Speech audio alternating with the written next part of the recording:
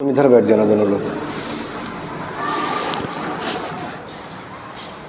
Hello बच्चों, ये session आज की क्लास का जो है वो 12th क्लास के लिए है और इसमें हम लोग पढ़ेंगे एक चैप्टर, बहुत इंपॉर्टेंट चैप्टर है, molecular basis of inheritance. Genetics हमने ख़त्म कर लिया है, उसके वीडियोस यूट्यूब पर अपलोड नहीं है अभी, वो कर दिए जाएंगे। और मॉलिक्यूलर बेसिस जो है चैप्टर वो भी चल रहा है और हम लोग रेप्लिकेशन तक पढ़ चुके हैं, ट्रांसक्रिप्शन भी हो गया है, ट्रांसलेशन चल रहा है। बट मैं यहाँ पर ये शुरू से चैप्टर लेके चलूँगा, कुछ लोगों का नहीं है जो छूट गया था, तो वो लोग यहाँ शुरू से देख लेंगे इस लेक्चर को। इस लेक्चर में ये क्लास 12th का जो चैप्टर है मॉलिक्यूलर बेसिस ऑफ इनहेरिटेंस, ये जेनेटिक्स यूनिट का सेकंड चैप्टर है। तो जेनेटिक्स में प्रिंसिपल ऑफ इनहेरिटेंस है और मॉलिक्यूलर बेसिस ऑफ इनहेरिटेंस और इवोल्यूशन, ये तो इसमें से मॉलिक्यूलर बेसिस ऑफ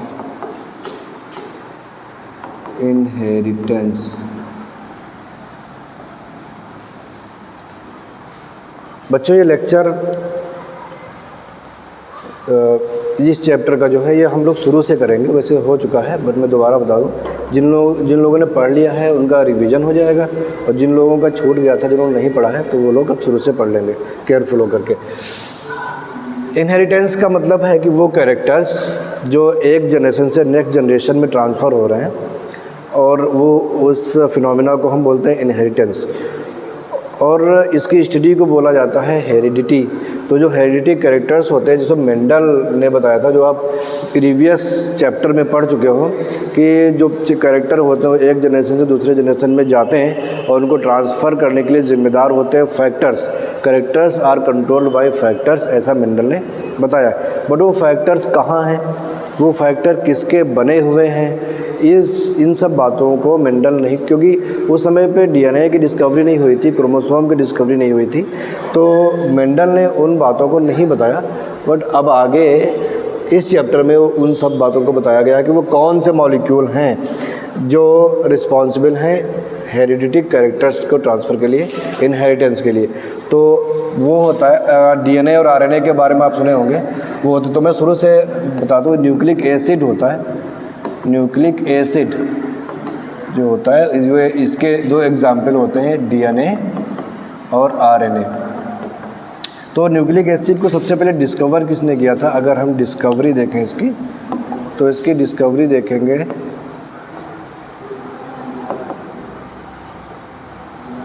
डिस्कवरी की थी इनकी फ्रेडरिक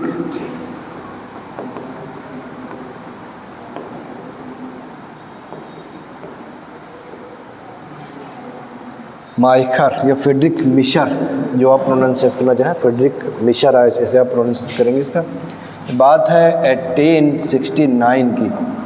ये डेट याद रखने के लिए मैंने तुम्हें बताया था कि महात्मा गांधी का जन्म याद रखना है, 1869 में हुआ था। तो उसी वर्ष फ्रेडरिक मिशर ने डीएनए की डिस्कवरी की थी, एक्चुअली न्यूक्लिक एसिड की डिस्कवरी की थी। इन्होंने क्या किया कि पस सेल में जो पस निकलता है सेल, उसके उन्होंने निकाला, उस सेल्स निकाली और उस सेल में देखा कि ये जो न्यूक्लियस है, इस न्यूक्लियस में इन्होंने एक डेंस सब्सटेंस देखा न्यूक्लियस के अंदर, और इन्होंने इसको आइसोलेट किया और इसका नाम रखा न्यूक्लिन। क्या नाम रखा? Nuclein, because it was present in it was present in nucleus के अंदर ये पाया जाता था, इसलिए इसका नाम इन्होंने क्या रख दिया? न्यूक्लिन रखा। इनके एक स्टूडेंट थे, इसका नाम था अल्टमान। क्या नाम था बच्चों? अल्टमान ने क्या किया, इनका केमिकल नेचर को पता लगाया और इन्होंने इसका नाम क्या रख दिया, देखा कि ये एसिडिक है और इसलिए इनका एसिडिक होने के वजह से इसका नाम इन्होंने रखा न्यूक्लिक एसिड।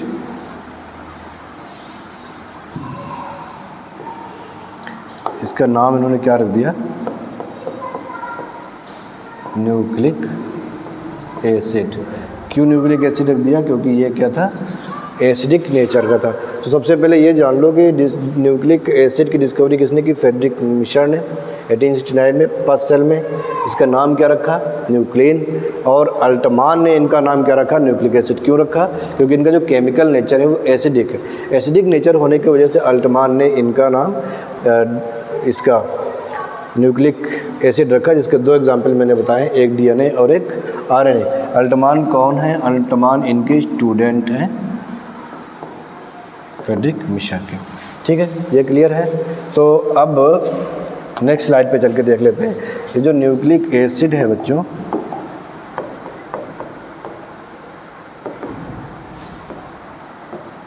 इसके दो एग्जाम्पल जैसे मैंने बताया, एक DNA.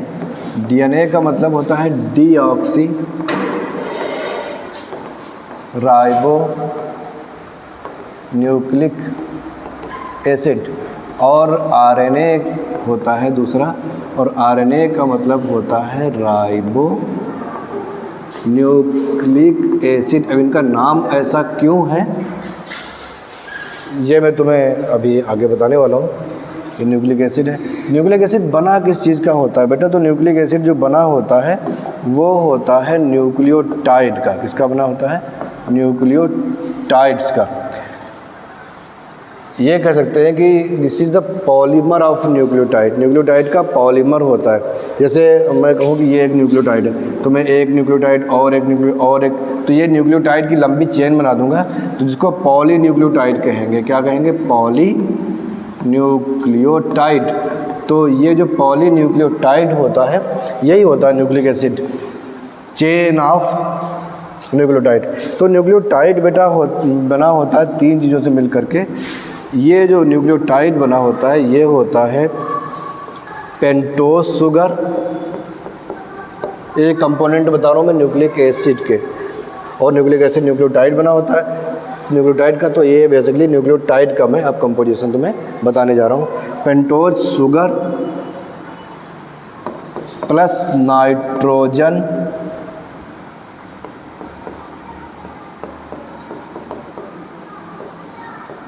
Nitrogen bases plus phosphate. Pentose sugar जो होती है वो दो तरह की। पेंटोज शुगर का मतलब है 5 कार्बन की शुगर।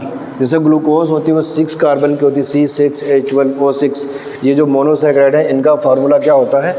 मैं इधर अगर बताऊँ, CnH2nOn होता है। तो C6H12O6 हो गया, तो 6 कार्बन, तो 2n कितना होगा? 12 हाइड्रोजन, और n कितना? 6। तो ऐसे हो, तो ये पेंटोज शुगर है, तो C5H10 और O5 हो जाएगा। तो ये होगा ही पेंटोज शुगर।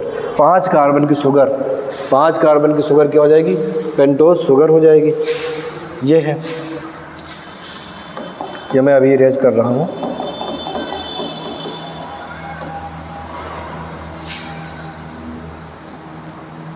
मैं तुम्हें ये समझा रहा था कि पेंटोज शुगर क्या होती है। पेंटोज शुगर जो होती है बेटा वो 5 कार्बन की शुगर है। जैसे ग्लूकोज 6 कार्बन की शुगर होती है, ये भी मोनोसैकेराइड है। अब जो पेंटोज शुगर है बेटा ये होती है 2 टाइप्स की। एक होती है डीऑक्सी राइबोज शुगर, और एक होती है राइबोज शुगर। नाइट्रोजन बेसेस भी होते हैं हमारे पास 2 तरह के, 2 टाइप्स के नाइट्रोजन बेसेस होते हैं। एक होते हैं प्यूरीन्स और एक होते हैं पायरिमिडीन्स। प्यूरीन जो होते हैं वो 2 होते हैं, एक होता है एडेनिन और एक होता है ग्वानिन। इसको मैं ए से डिनोट करता हूँ, इसे जी से डिनोट करता हूँ। पिरिमिडीन भी 2 और एक आरएनए का 3 होते हैं। तो एक होता है आपका साइटोसिन, जिसको मैं डिनोट करूँगा सी से। एक होगा थायमिन, जिसको मैं डिनोट करूँगा टी से। और एक होगा यूरेसिल, जिसको मैं डिनोट करूँगा यू से। और फास्फेट के लिए होता है H3PO4। शुगर, नाइट्रोजन बेस और फास्फेट, तीनों चीज़ों से मिल करके बना होता है एक न्यूक्लियोटाइड। और पेंटोज में दो तरह की, राइबोस शुगर और डीऑक्सीराइबोस शुगर और राइबोस शुगर। नाइट्रोजन बेस दो तरह के, प्यूरिन्स और पिरिमिडिन। ये कैसे क्या होते हैं मैं आगे अभी नेक्स्ट स्लाइड में बताऊंगा। इतना समझ में आ गया?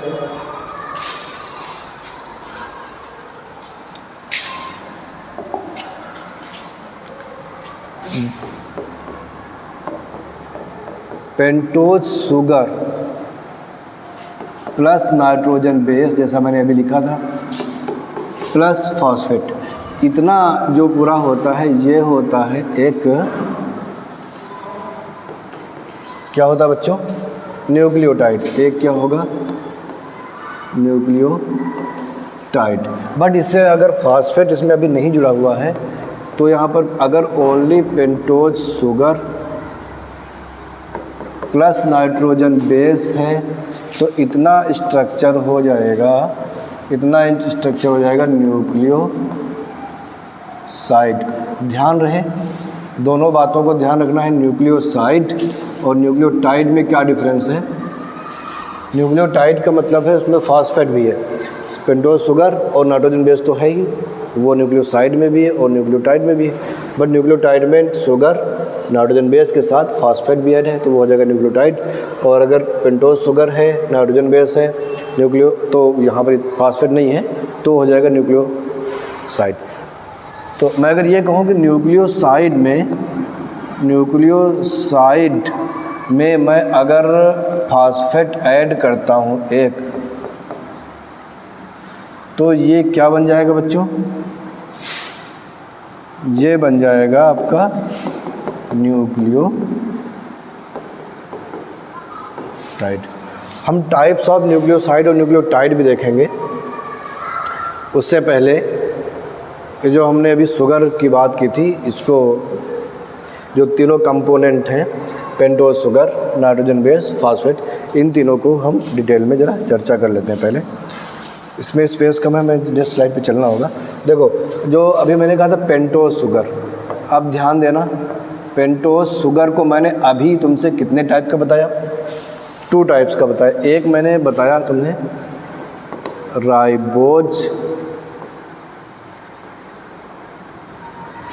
राइबोज शुगर, और एक मैंने तुमसे बताया डीऑक्सी राइबोज शुगर। ठीक, जो राइबोज शुगर होता है 5 कार्बन की शुगर है। ये ऐसे होगी, ये शुगर ऐसे होगी, ये शुगर। इसका स्ट्रक्चर ज़रा गौर से देखो, यहाँ पे कार्बन है, यहाँ पे कार्बन है, यहाँ पे कार्बन है, यहाँ पे कार्बन है। जहाँ जहाँ कार्बन है उसका नंबर करो, यहाँ से 1 2 3 4, और एक कार्बन यहाँ पर है, एक कार्बन यहाँ पर है। ठीक है, तो यहाँ पे हो जाएगा आपका OH, यहाँ पे हो जाएगा आपका H, यहाँ पे हो जाएगा OH, H H OH H CH2OH। ये क्या है? Ribose sugar. ये 4 है और ये क्या है बेटा? 5। कितने कार्बन की शुगर है ये? 5 कार्बन की। 1 2 3 4, और ये 4 है। ये मैंने क्या लिखा है? 4 लिखा है। ठीक है। डीऑक्सीराइबोज शुगर में क्या होता है? डीऑक्सीराइबोज शुगर में ये ऑक्सीजन है, ये ऑक्सीजन है, फिर ये कार्बन, ये कार्बन, ये कार्बन, ये कार्बन, ये और ये ऐसे।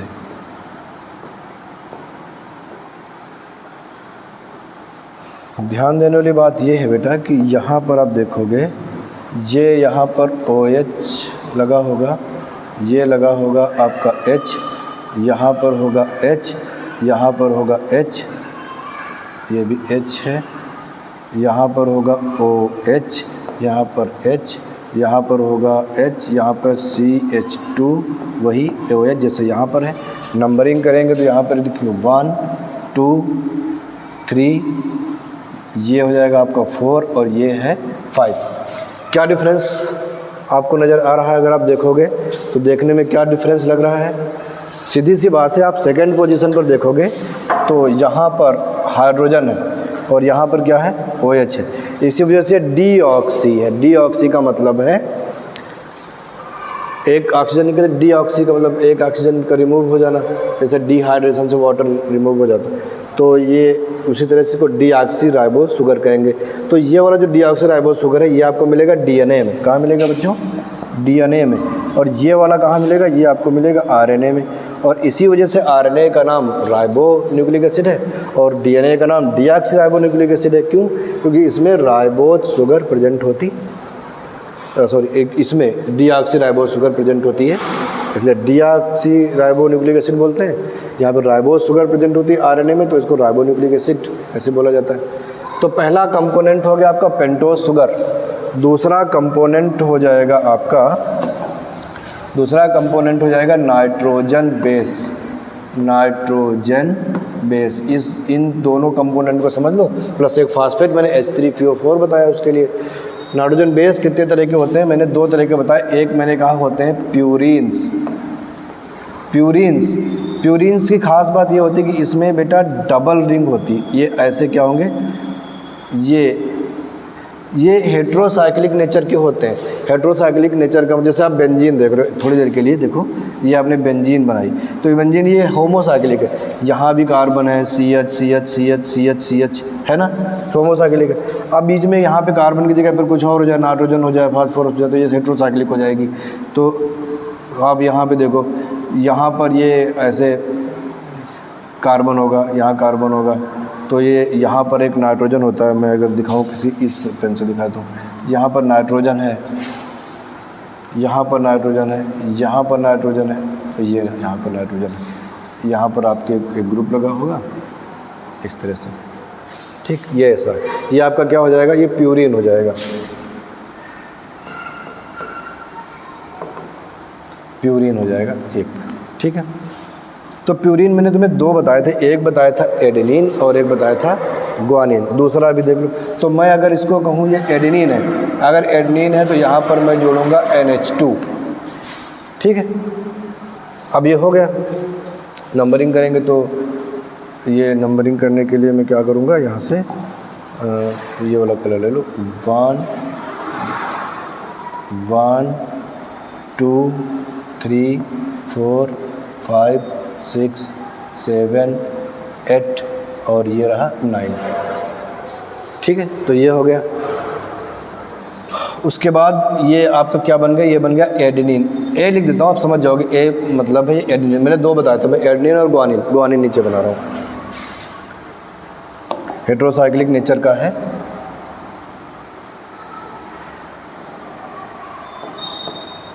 यहाँ पे डबल बॉन्ड O ऐसे दिखेगा ये। तो ये वैसे ही नंबरिंग करेंगे हम लोग। यहाँ पर NH2 होगा, सॉरी ये डबल नहीं, सिंगल बॉन्ड से इरेज करो इसको। ये NH2 होगा। यहाँ पर नाइट्रोजन, यहाँ पर नाइट्रोजन, यहाँ पर नाइट्रोजन, ये नाइट्रोजन, ये नाइट्रोजन। नंबरिंग करोगे तो 1 2 3 4 5 6 7 8 और ये 9। ये ऐसे हो गया। ये क्या हो जाएगा? ग्वानिन। पीछे मैंने लिखा है एडेनिन और ग्वानिन, उसको मैंने A और G से सिंबल किया, ठीक है। पहला होगा प्यूरिन और दूसरा कौन सा होगा? पायरीमिडीन होगा। दूसरा क्या होगा? पायरीमिडीन होगा। पायरीमिडीन में बेटा सिंगल रिंग होती है, ये ऐसे,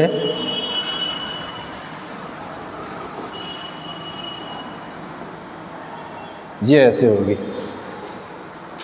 तो इसमें मैंने तुम्हें कितने बताए थे? एक मैंने तुमसे कहा था साइटोसिन, एक मैंने कहा था थायमीन और एक कहा था यूरेसिल। तो तीनों का स्ट्रक्चर देख लो। मैं बना देता हूँ, नाम बाद में लिखोगे कि जगह कम पड़ेगी फिर। देखो स्ट्रक्चर बना रहा हूँ।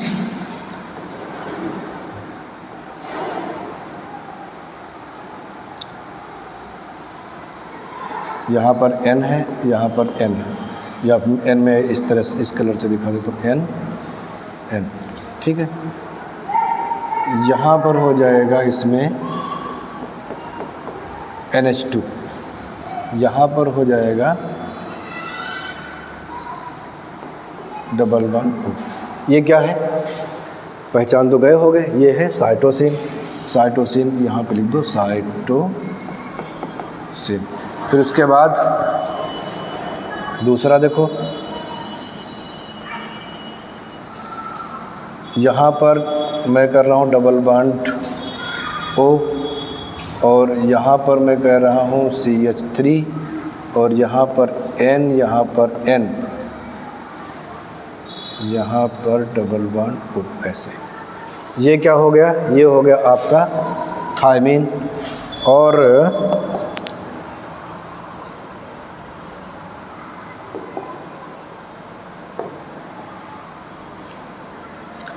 एक और बना दूं, यहाँ पर डबल बॉन्ड O, यहाँ पर डबल बॉन्ड O, और ये नाइट्रोजन और ये नाइट्रोजन, ठीक है।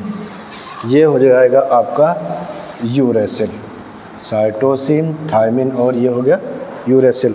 अब देखो बेटा, यहाँ पे देखने वाली बात ये रहेगी कि ये सिंगल रिंग है, ये सिंगल रिंग है, ये सिंगल रिंग में है, ये भी हेट्रोसाइक्लिक है, बीच में कार्बन नाइट्रोजन है, यहाँ पे कार्बन नंबरिंग कर लेंगे तो यहाँ से करेंगे इसमें नंबरिंग 1 2 3 4 5 6, ये वाला कार्बन 6। यहाँ पे देखो 1 2 3 4 5 6, ये हो गया। यहाँ पे भी देखो 1 2 3 4 5 6।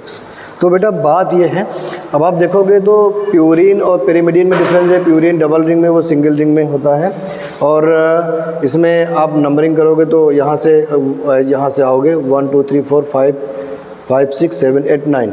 तो यहाँ पर सेकंड 7 और 9 पोजीशन पे कार्बन है। प्यूरिन्स में 1 2 3 4 5 6, यहाँ पे 1 और 3 पोजीशन पर कार्बन है दोनों में। थायमीन और यूरेसिल आप देखो कि बिल्कुल मिलते जुलते हैं। देखो क्या डिफरेंस है, यहाँ पे डिफरेंस है ये वाला कि यहाँ पर ये जो CH3 है, ये CH3 किस पे है, 5 पोजीशन पर CH3 लगा हुआ है। इस तरह से इसको एक और नाम होता है, थायमीन को बोला जाता है 5 मिथाइल यूरेसिल, 5 मिथाइल यूरेसिल बोला जाता है, ठीक है। अब इसमें जो ये वाला यूरेसिल है बेटा, ये यूरेसिल है, यूरेसिल आपको मिलेगा RNA में। कहाँ मिलेगा, RNA में। बाकी आपको एडेनिन, ग्वानिन, साइटोसिन, थायमीन, ये चारों कहाँ मिलेंगे, DNA में। थायमीन जो होता है ये आपको DNA में मिलता है, RNA में नहीं मिलता है, ये बात को याद रखना। ये RNA में मिलेगा, DNA में नहीं मिलेगा, ये भी याद रखना। बाकी के तीनों जो है वो क्या है, कॉमन। एडेनिन, ग्वानिन, साइटोसिन ये कॉमन है, RNA में भी प्रेजेंट होंगे और DNA में भी प्रेजेंट होंगे। थायमीन केवल DNA में होगा, RNA में नहीं होगा। यूरेसिल RNA में होगा, DNA में प्रेजेंट नहीं होगा, ठीक है। क्योंकि यहाँ पर जो ये CH3 है, इसकी वजह थोड़ी सी स्टेबिलिटी आ जाती है। आपको पता है कि DNA स्टेबल है, RNA से मोर देन स्टेबल है, क्योंकि रिएक्टिव कम है, क्योंकि ये CH3 की वजह से। दूसरा रीज़न ये है, ये अगर ऑक्सीजन होता तो ये भी ज़्यादा रिएक्टिव हो जाता, तो इसकी स्टेबिलिटी कम हो जाती। तो इसके वजह से भी DNA ज़्यादा स्टेबल है। और ये मेथाइल ग्रुप जो लगा हुआ है 5 पोजीशन पर थायमीन में, इसके वजह से भी DNA ज़्यादा स्टेबल है।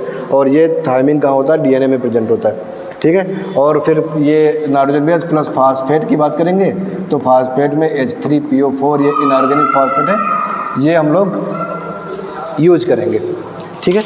तो आज यहीं तक रखेंगे। नेक्स्ट क्लास में मैं इसके आगे तुम्हें DNA का स्ट्रक्चर समझाऊंगा, और फिर ये प्रूव करूंगा कि जो साइंटिस्ट ने प्रूव किया है कि DNA ही जेनेटिक मटेरियल होता है, ठीक है। Thank you.